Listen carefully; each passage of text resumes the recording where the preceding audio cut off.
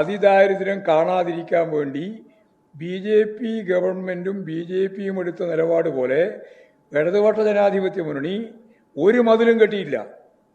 കേരളത്തിൽ ഒരു തരത്തിലുള്ള മതിലുമില്ല, ഒരു തരത്തിലുള്ള മറയുമില്ല. ഈ കേരളം മുഴുവൻ സന്ദർശിക്കാം. എന്നിട്ട് VD സതീശൻ കണ്ടുപിടിക്കട്ടെ അതിദാരിദ്ര്യമുള്ള ഇന്നയാളുണ്ട്, അപ്പോൾ ഞങ്ങൾ ഏറ്റെടുക്കും. കണ്ടുപിടിക്കട്ടെ.